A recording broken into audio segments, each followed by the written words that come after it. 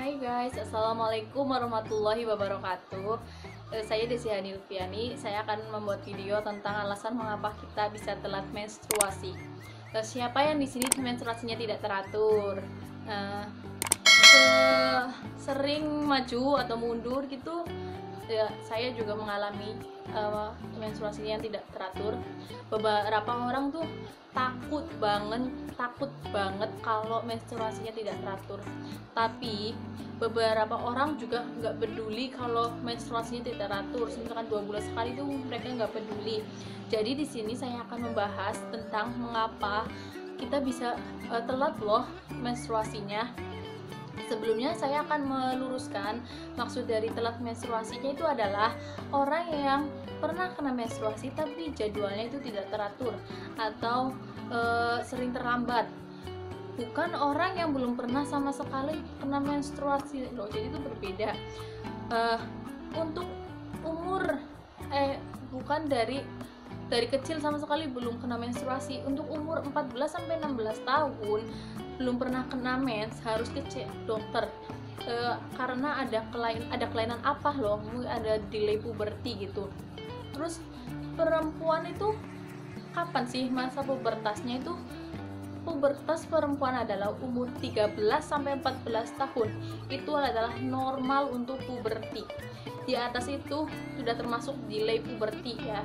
Di atas umur 14 tahun itu udah termasuk delay banget. Sebelum bilang telat head, kalian tuh harus tahu berapa sih normalnya siklus menstruasi itu, berapa sih yang kita gitu menstruasinya berapa. Nah, saya akan memberitahu menstruasi itu siklusnya itu berapa 21 sampai 35 hari. Untuk normalnya ya, untuk orang yang emang kena menstruasinya 7 hari dan itu teratur, normalnya itu segitu. Nah, buat kalian mensnya yang telat itu harus menstruasi itu tidak harus pada tanggal, misalnya tanggal 2, tidak harus tanggal 2. Bisa jadi itu tanggal 3 atau 4, itu nggak apa-apa. Karena apa? Tanggalan aja di bulan itu beda-beda loh. Ada yang 30 hari, ada yang 28 hari, ada yang 31 hari. Jadi wajar kalau kalian maju mundur 2 hari atau 3 hari, itu nggak apa-apa, itu masih normal. Nggak sampai yang berbulan-bulan, itu harus ya diperhatikan lah sedikit tuh. Mas, setiap bulan ini tuh pasti setiap orang tuh beda-beda, gejalanya juga beda-beda. Kalau aku sih ya sering menggunakan ini aplikasi yang ini period. Untuk itu tuh sangat membantu sekali buat menjadwalkan kapan sih period kita itu datang, kapan. Jadi kita itu tahu loh. Saya misalkan saya adalah sering mengalami yang namanya telat menstruasi, yang kadang 1,5 bulan, kadang 2 bulan sekali. Itu udah sering banget. Dan saya tuh awal-awal ya, masih waktu belum itu tuh takut, bener-bener takut loh. Kenapa loh, ada apa, mengapa sih saya bisa telat itu. Tapi setelah saya tanya ke dokter itu nggak apa-apa toh. Sebenarnya tanya dokter itu, kenapa sih dok saya bisa telat?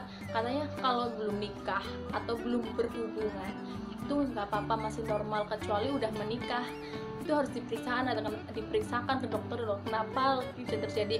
Tapi kalau kalian pengen lebih tahu, kalian bisa tanya ke dokter aja, ke dokter kandungan, cek aja, itu nggak apa-apa kok. Terus kenapa kita bisa menstruasi? Menstruasi itu terjadi ketika indung telur mengeluarkan telur dan tidak dibuahi oleh sperma, maka darahnya yang ada di rahim itu luruh, sehingga itu terjadinya menstruasi. Untuk terjadinya menstruasi itu diperlukan hipotalamus, terus hormon, indung telur, dan anak jalan keluarnya. Kenapa sih kita bisa telat haid? Nah, ini yang saya akan bahas. Telat haid itu bisa terjadi karena lifestyle hidup untuk anak zaman milenial sekarang itu. Gaya hidup itu ya sangat-sangat mempengaruhi terjadinya telat menstruasi. Karena sekarang serba junk food, fast food, apa-apa itu serba beli, apa-apa beli gitu kan. Itu bisa menyebabkan terjadinya telat menstruasi gitu. Terus penyebabnya itu ada yang dua, itu ada stres. Stres adalah kunci segala penyakit. Kita itu stres itu bisa menyebabkan semua penyakit itu bisa timbul karena stres.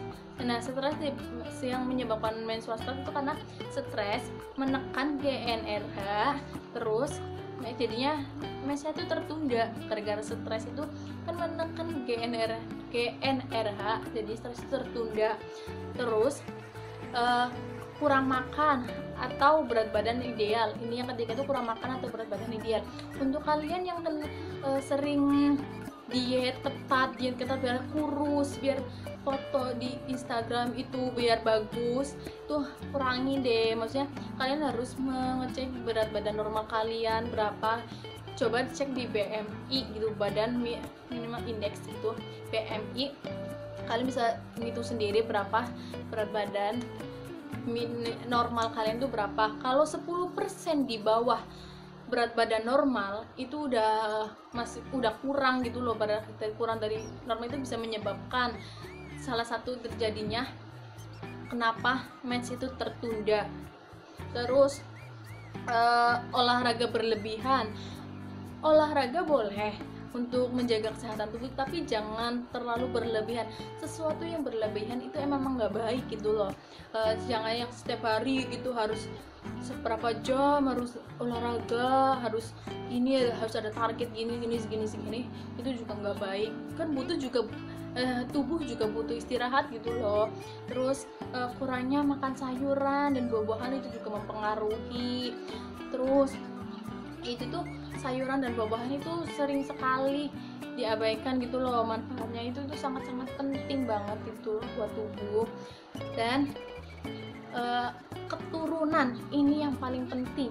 Faktor keturunan juga bisa terjadi loh, karena penyebab mens itu tertunda bisa saja karena nenek. Coba kalian tanya ke nenek kalian, ibu kalian, buyut kalian, semua yang 7 turunan itu, tanyakan ada enggak keluarganya yang kayak gitu, ada enggak yang menstruasinya sering telat, kadang 2 bulan sekali atau gimana. Ditanyakan aja ke keluarga kalian.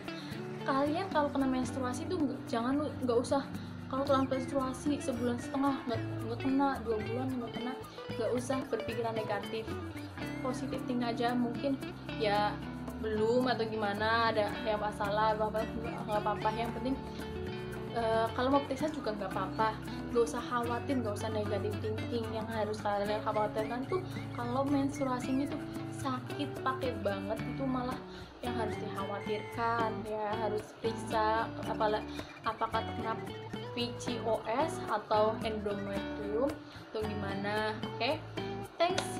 Terima kasih video dari saya. Jangan lupa nonton ya. Wassalamualaikum warahmatullahi wabarakatuh.